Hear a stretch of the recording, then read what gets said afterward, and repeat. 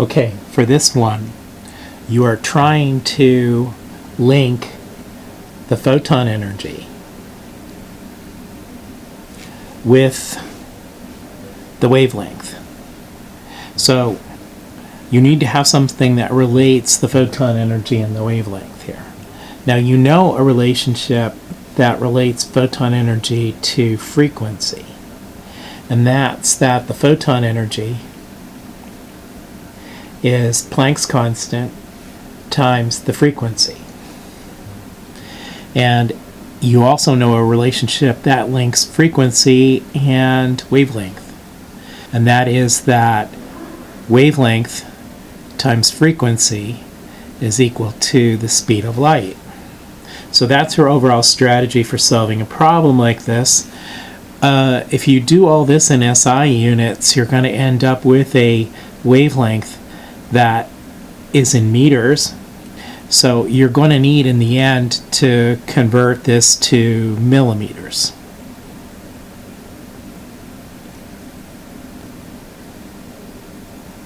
Okay, so let's do it. First thing we got to do is figure out what the frequency is. And what I'm going to do is solve this equation here for frequency.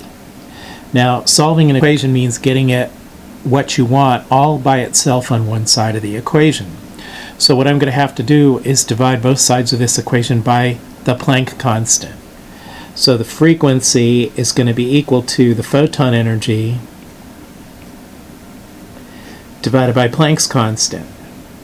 And if I go ahead and plug my numbers in here, you've got this as a photon energy.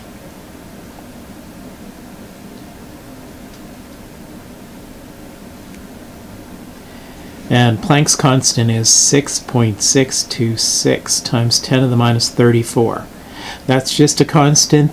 We look up the value for that. And then if I did the math, that would tell me what the frequency was. Let's do it. Here's how I would key those numbers in. I'd say 9.737 EE minus 24. Notice I used the sign change key here to put the minus sign in there. So that's the number that I have on top here. That's properly entered. Now I'm going to say divided by 6.626 EE minus 34. That's going to be my frequency. Now I'm going to write down all the figures because this is an intermediate result. I'm not going to round it off.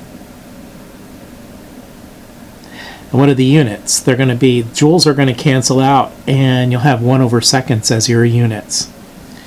Alright? Now notice how I read the calculator there. There's a little 10 up there. That doesn't mean this to the 10th power. It means that times 10 to the 10th. Okay? Now, so I've done this. Now let's go from frequency to wavelength. I need to solve this relationship for wavelength. To get wavelength all by itself on one side of this equation, I have to divide both sides by frequency. So the wavelength is going to be the speed of light divided by the frequency.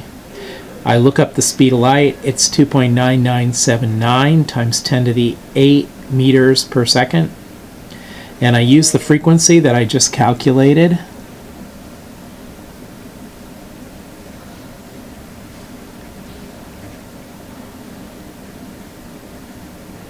And if I go ahead and key that in, it's going to be 2.9979 EE8 divided by 1.46514036 EE10, and I end up with 2.046 times 10 to the minus 2.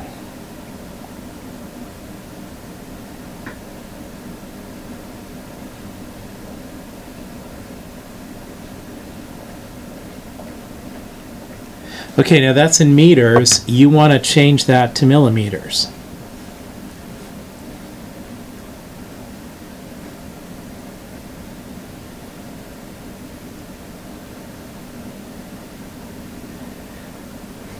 So here's my conversion factor. A milli means 10 to the minus 3, so I'm going to say 10 to the minus 3 meters on the bottom because this is going to cancel that out. So what am I going to get? Like 20.5? Well, I should round it off to 4 figures. How do I know that? Because this is to 4 figures, so my final answer is going to be to 4 figures. So it'll be,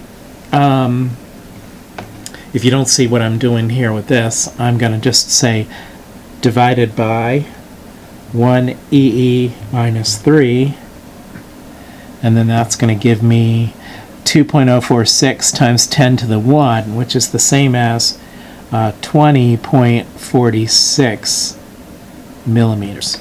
And that's how you do that one.